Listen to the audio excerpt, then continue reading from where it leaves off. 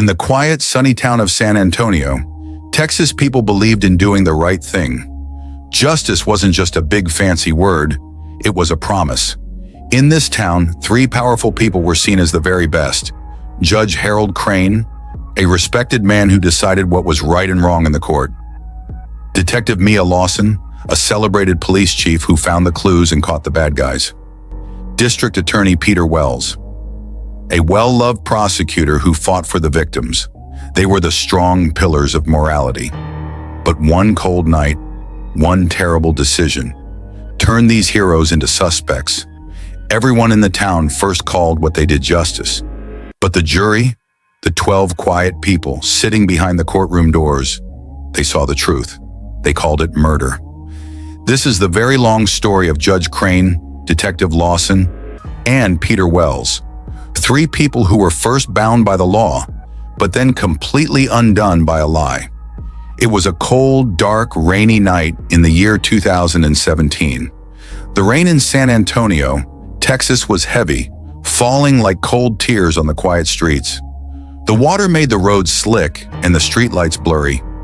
It was a terrible night for anything bad to happen, but it did. A kind teenage boy named Ethan Doyle was walking home. He had just gone to the corner store to buy a carton of milk for his mom, Laura Doyle. Ethan was a good, helpful son. He carried the milk carefully under his jacket to keep it dry. He was struck very hard by a speeding black car right outside the little convenience store. The hit was so fast and so loud, it sounded like a thunderclap that wasn't rain. The driver didn't stop. The black car didn't even slow down. It sped away, its back lights disappearing into the rain and the dark. The witness who saw too much. Two people saw the accident, but they were scared to come forward right away. One was an old man named Mr. Rudy who ran the corner store. Mr. Rudy was shaking when he finally called the police. He told them a terrible detail that made the police feel sick. The car was a big, black, expensive government-issued SUV. This was not just any car. It was the same kind of car the town gave to their most important leader, like Judge Harold Crane. By the next morning, the rain had stopped, but the sun did not feel warm. Ethan Doyle was dead. His mother, Laura Doyle, was called to the hospital. Laura worked hard as a third-grade teacher. Her life was simple, full of books and the sound of her son's laughter. Now her world was silent.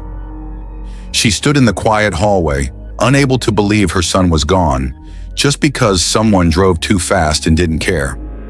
Laura went home and saw the half-empty gallon of milk sitting on the counter, the milk Ethan had tried to bring home. She didn't cry then. She was too frozen.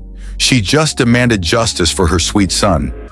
She swore to herself and to the memory of Ethan that the person who drove that car would pay for what they did. The phone call that changed everything. Later that day, Judge Harold Crane was in his big fancy office. He was a pillar of the community, known for his wisdom and perfect manners. But that afternoon, he was alone, staring out the window at the now dry street. His cell phone rang. It was Detective Mia Lawson, the celebrated police chief. Lawson was known for her perfect record of finding the truth. Lawson, whispering, "Judge, the SUV is in the garage. The bumper is broken. Mr. Rudy saw the model. We can't trace the plates back to anyone else. It was your car. I need to know the truth." Judge Crane, voice low, full of fear. "It was Adam, my son. He took the car to go to a party. I told him not to drive in the rain. I was asleep. He came back terrified. I can't let him go to jail, Mia. Not for life. I won't let my son's life be ruined." Detective Lawson felt the heavy weight of the decision immediately. If they told the truth, the judge's son would go to jail, the judge would lose his job and fame, and the three pillars of the town would crumble. But if they lied, they would be burying the truth, just like the car buried Ethan. She made the terrible choice. Loyalty to a powerful friend and his son came before the law. She called Peter Wells, the district attorney, who was known for being fierce and smart. Lawson to Wells. "Peter, we have a problem. The judge needs our help. It's his son. We need a way to make the case go away fast without anyone looking too closely." And just like that, the cover-up began. The very people who swore to uphold the law started to break it into tiny pieces. Within 48 hours, a young mechanic named Kyle Benson was arrested. He was accused of drunk driving and manslaughter, killing someone without meaning to. Kyle Benson cried and swore he was innocent. He said he was miles away fixing a difficult car part called a transmission that night, but the police said the evidence was airtight, perfect and impossible to argue with. Kyle's fingerprints were found in a stolen car nearby. His clothes matched the witness descriptions. The whole trial was done in just 2 weeks. Judge Crane ran the courtroom. Detective Lawson was the lead investigator who brought the evidence. Peter Wells was the prosecutor who argued against Kyle. Kyle Benson was found guilty and sentenced to life in prison. The town loudly applauded. The newspapers praised the three heroes for being so quick and perfect. And Laura Doyle finally tried to sleep, thinking her son's killer was locked away. The case was solved in a fake rush. Young Kyle Benson was locked away. The town was happy. The papers praised the three powerful people. Justice seemed done. But behind the closed doors, the three pillars felt cold and empty. The missing timestamps and the hidden bumper, Detective Lawson had to work hard to build the lie. She had to make up evidence to point at Kyle Benson. She wrote a long police report, but she left out the timestamps, the exact times the fake evidence was found. She knew without the times, no one could check if the evidence was real or if it was planted. She felt a cold, metallic taste of guilt every time she erased a real number. She personally took the traffic camera footage from the police evidence room. She deleted the files with her own hands, wiping away the only video proof of the black SUV speeding away. She destroyed the law she had sworn to protect. Judge Crane quietly called his trusted mechanic, Mr. Finn, late at night. He told Mr. Finn to replace the front bumper of the black SUV immediately and never talk about it. The judge felt shame wash over him, knowing he was ordering a cover-up instead of a confession. Peter Wells was the smartest of all. He knew they couldn't just have Lawson do all the dirty work. He arranged for an old friend, a small-time police officer named Frank, to steal the files and plant one piece of fake evidence in Kyle Benson's apartment. Frank, the silent partner, was paid $5,000 for this crime.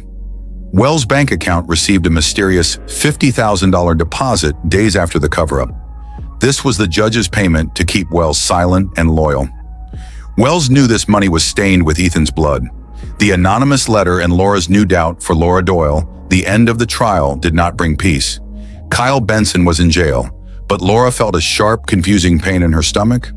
It felt like a part of the truth was still missing.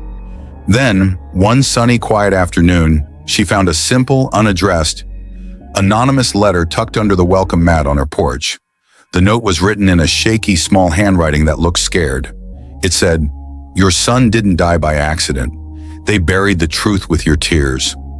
Laura felt a terrible new pain, worse than the first. The note told her that the quick justice, the easy answers, and the perfect police work were all a massive, cold lie. She went to the cemetery and sat by Ethan's grave. She knew the three pillars, Crane, Lawson, and Wells, had built a wall of lies around her. The town was praising them as heroes, but Laura felt, with terrible certainty, that they were the real criminals. She began to watch them, waiting for one of them to break. The weight of silence. 3 years went by. The lie they built was solid, but the weight of it was crushing them. Detective Mia Lawson could no longer stand it. She had to quit her job. The sight of her uniform made her feel sick. The feeling of guilt was like a physical illness that had eaten her alive. She left the police force. Everyone thought she was just tired. But the truth was, she was the first pillar to crack. She couldn't sleep, she couldn't eat, and she couldn't look at herself in the mirror. She knew she had to tell the truth, even if it cost her everything. She knew Laura Doyle was the only person who deserved to hear it. This led to the secret, dim diner booth meeting, where Lawson finally confessed the truth and began the final, explosive downfall of the town's most trusted heroes. 3 years later, the guilt became too heavy for one of the pillars. Detective Mia Lawson resigned from the police force. People said she was just tired and burned out. The truth was, the lie had eaten her alive.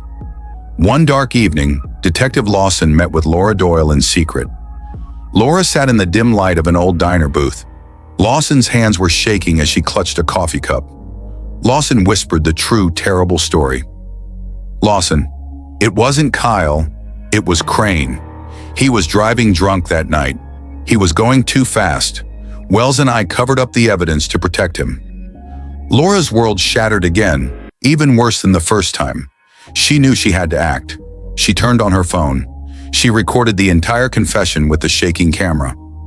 The very next morning, Laura was brave. She leaked the video of Lawson's confession online. The video went viral, seen by millions of people very fast. Crane denied everything, saying Lawson was crazy and that it was a setup. Wells threatened to sue everyone, saying the video was fake. But the truth had a cost. Detective Lawson went missing 2 days after the confession video went public. Her apartment was found empty, and her car was abandoned near the old quarry, a place where rocks are dug out of the earth. Only her police badge remained. It was bent, covered in dry bloodstains, and buried under gravel. People began to whisper, was she silenced? Did the other 2 pillars stop her from telling more secrets? The same town that once completely trusted the system now turned on it. Loud protests filled the courthouse steps. Laura Doyle vowed she would not stop until her son's real killer was finally behind bars. The state started a grand jury investigation, a huge process to decide if the charges were big enough for a real trial. For the first time, Judge Crane and Peter Wells sat on the opposite side of justice, as defendants, the people who were accused. A new honest police detective named Detective Hayes was brought in to handle the missing person case, Lawson, and the murder case, Ethan. Detective Hayes was known for being slow, careful, and never afraid of powerful people. Detective Hayes focused on the black SUV. Crane's defense was, "It was an accident. Lawson framed me to cover her own guilt." But the evidence slowly mounted against him.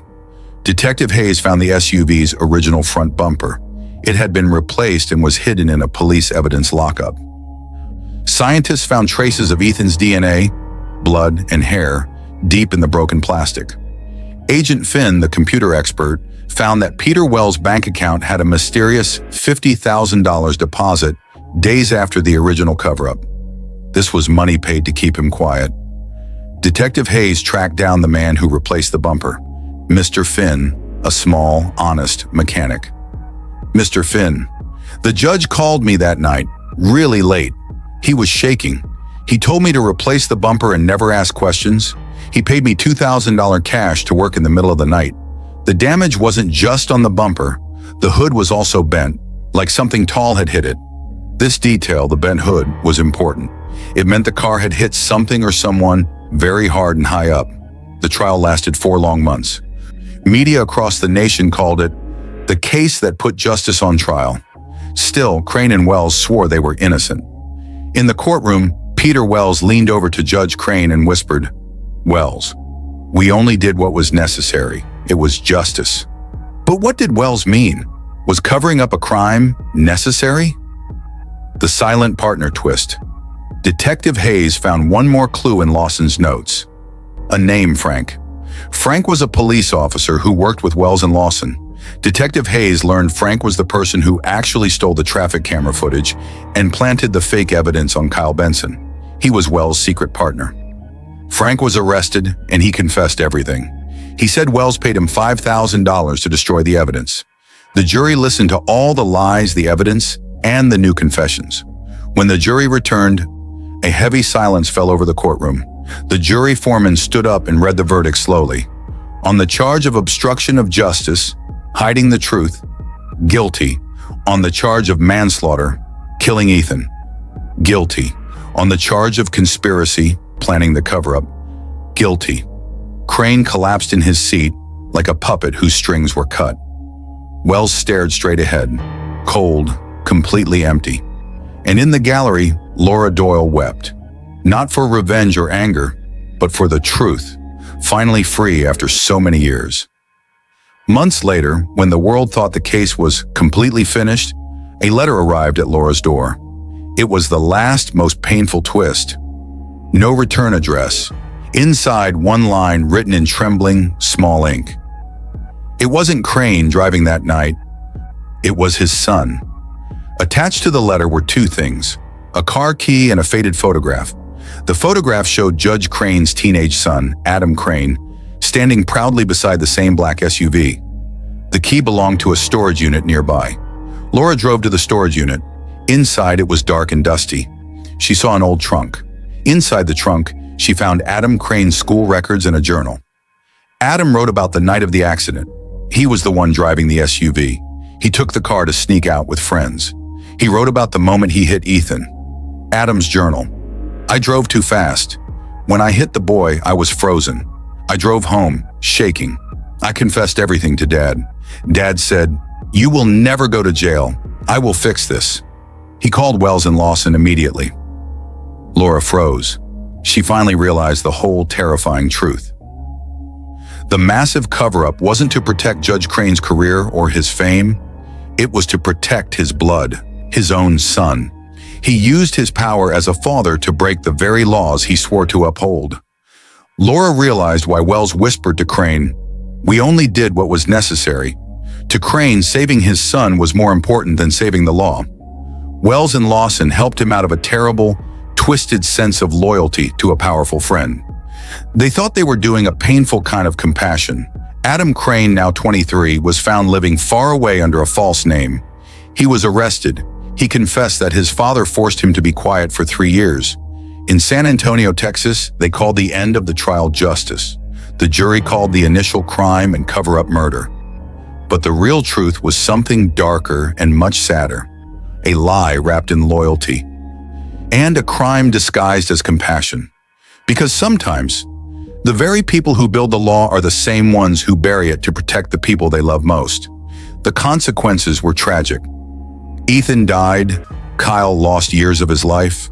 Lawson was murdered by Frank, the silent partner, under Wells' direction. And 3 pillars of the town fell forever.